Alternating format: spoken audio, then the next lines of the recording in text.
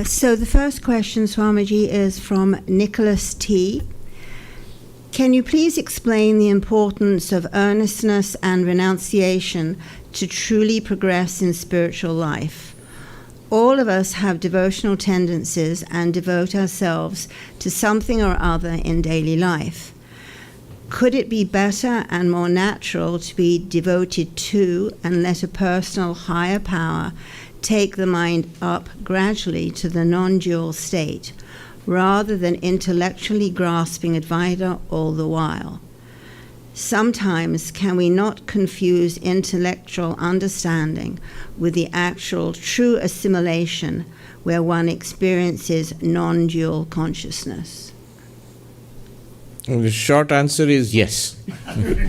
The question is beautifully put, and it's important. First of all, he has pointed out the two essentials in spiritual life: renunciation and yearning. Tyaga and Vyakulata. Sri Ramakrishna was asked, what's the one condition of God realization, of enlightenment? And he said Vyakulata, which means a restlessness, a deep restlessness for God. That second part is important. Otherwise, most people say, yeah, I'm restless. Deep restlessness for God. We are mostly restless for the world or because of the world. Restlessness for God. And renunciation at the same time. It's not enough to feel restlessness for God and be entirely engaged with the world all the time. A turning away from worldly pursuits, that's important. And the second part of it is well put. The path of devotion to a personal God or the impersonal absolute. Which one? Or an inquiry, a philosophical inquiry into the impersonal absolute. Which one? Which is better, which is more nourishing, spiritually speaking, practically speaking? There's a difference between an intellectually perfect philosophical system and one that is immediately practical and nourishing for us right now. Mm-hmm. As long as they tally and lead us to the same place.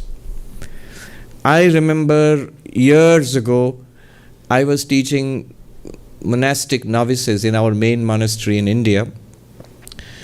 And you know my predilection for non-dualism. So most of my classes and what I said was heavily tilted towards non-dualism.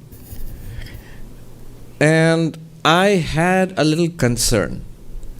So I asked a very senior monk of our order, who's now one of the vice presidents of our order, very spiritual Swami, very spiritually advanced monk. I asked him that these classes I am giving for the monastic novices, and they're very popular.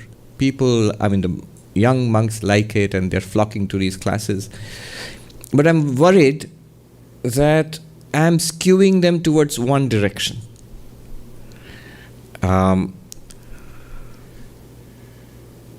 So I asked, can it be a problem?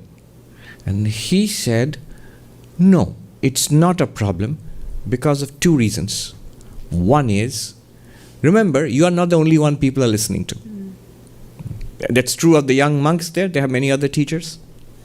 And that's true of all of us, who, including the gentleman who's asking the question. So you are not the only one they're listening to. And the second thing is, the truth never hurts anybody. The non-dual truth will not hurt you.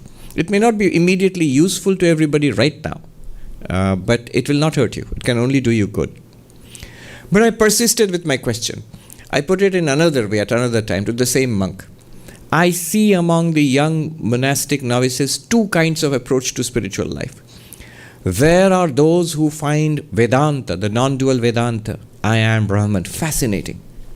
And they love the arguments, they love the philosophical inquiry, and they feel it to be real also. It's not just a theoretical study for them. It feels real and good to them. They are there. And there's this other group of young monastic novices who have a deep personal devotion to God. To Sri Ramakrishna. Remember, the monastery is centered around the temple of Sri Ramakrishna in Belur Math. So they love the bhajans, they love the puja, they do simple things like going and making a flower garland for Sri Ramakrishna, things like that, personal service. The deity. and a love to a personal God, a personal relationship. Which of these two is better for spiritual life? I asked. Which of these two is better for spiritual life? And that's Swami, he immediately said the second one. So, a deep personal relationship with the divine, a loving personal relationship with the divine is more nourishing, at least at our stage, when we are beginners, more nourishing, more practical, more easily doable, safer, and is more conducive to quick progress. A deeper dive in the path of non-dual Vedanta, when we inquire into who am I and we discover this limitless awareness which I am. Now what happens is, this kind of understanding is at the level of the intellect. At first, intellectually, my conviction, my paradigm was, I am this body-mind. Upon examination, it seems, yes, I am awareness, and in awareness, this body-mind appears, and this awareness is also limitless awareness, as Vedanta teaches me. All this becomes more and more clear. But there it stops. And what happens is, desires, that which the pulls and pushes of the world, the terrors and temptations of the world, they are not at an intellectual level. They are more visceral. They are at the level of what is called the heart or prana, the level of the emotions. And that is not changed by this understanding. And so attention is set up in the mind of the jnani, the person who is immersed in non-dual Vedanta. Attention is set up where there is still a lot of worldliness in the person's mind, in the subconscious, in the heart, and all this lofty philosophy is also there. So these two, there is a tension. I've often repeated what I heard from a monk there, that so rota hua jnani kisko pasand hai? What's the use of a whining enlightened person? A person who claims to be enlightened, who says I am Brahman, but has many problems. Anger, irritation, desire, grudges against others, all kinds of problems are there. Pettiness, jealousy. What's the use of that kind of spirituality? It's not very impressive. Why is that problem there? Is because at the level of the intellect something may have been clarified. There's no doubt about it. A clarity has come. But the mind has not been cleared up yet. Mind has not been cleared up.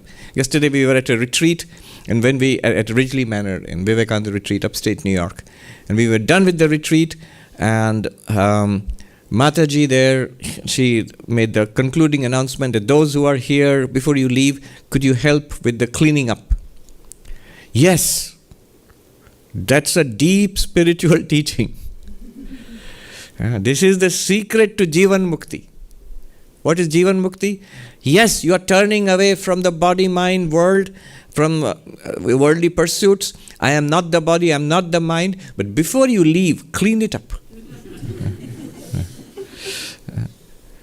Don't abandon it without cleaning it up. If you don't clean it up, it will latch on to you. What I mean is this personality with its issues. So the purification of the mind, purification of the heart, that happens more easily with devotion. The practical takeaway is, I and many non-dual teachers also, in the traditional non-dual path, will recommend a strong dose of bhakti along with your Advaitic meditation. It's a bhakti supplement. Like vitamins. When you take strong medicine, you need vitamins also.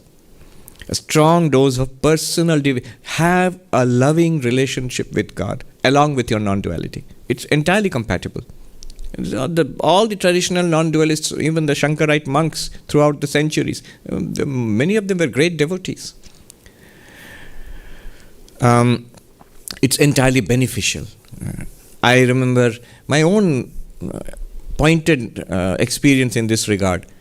It's about 20 years ago. I was off to the high mountains in Gangotri, and a little cottage. I would beg for food This is a place where monks were provided food. It's not as difficult as it sounds. And the whole day I was free. I had only one book, Ashtavakra Gita, the highest non-dualism. And the very wise old monk who lived in the cottage next to mine, just above mine, it was on the slope of a mountain, he asked me, what are you reading? I showed him this book. It's Ashtavakra Gita. He says, that's good. But he went inside his cottage and he bought out an old tattered book in Hindi, Sanskrit and Hindi. Vishnu Sahasranam, the 1,000 names of Vishnu. He said, Ye bhi padhiye Mahatma ji. Oh monk, read this also, together with that. Nahi to akelapan chubega. He says, loneliness will bite you. Which is an interesting comment to make to a monk who wants to enjoy solitude. But if you want to enjoy solitude, enjoy it with God. You don't need any other person, but keep God with you. A devotional relationship. Yes. So the answer again, short answer, as I said, yes. This all what I said is an explanation of yes, what he says.